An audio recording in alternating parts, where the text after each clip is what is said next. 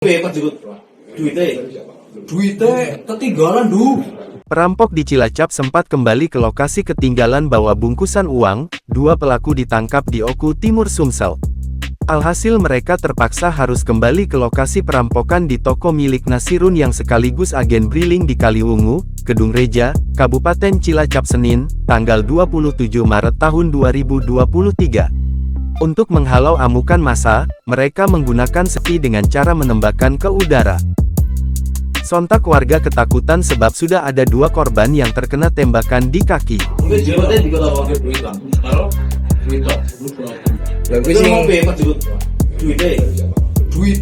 ketinggalan du. Duitnya siapa?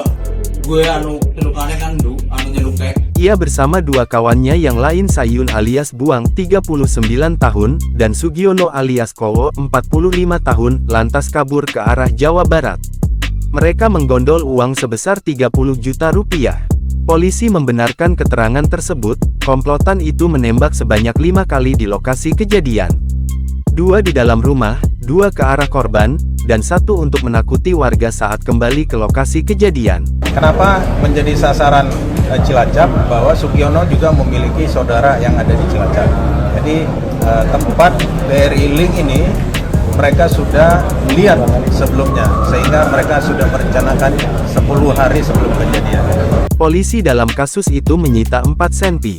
3 senpi dari tangan Iwan dan 1 senpi dari Sugiono.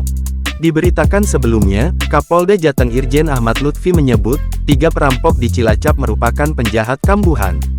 Mereka adalah residivis yang sudah bolak-balik masuk bui. Komplotan itu dalam setiap aksinya melakukan perencanaan matang termasuk di kasus Cilacap. Jadi saya ulangi, 3 hari bisa kita ungkap.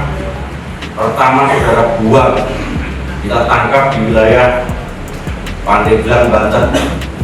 Kemudian kita kembangkan lagi tanggal 1 hari berikutnya kita tangkap saudara Sugiono dan Iwan di daerah Oku.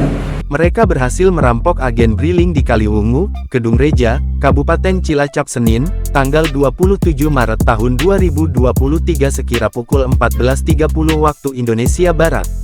Total kerugian yang dialami korban sebesar 30 juta rupiah. Menurut Kapolda, pelaku membawa senjata api rakitan saat beraksi.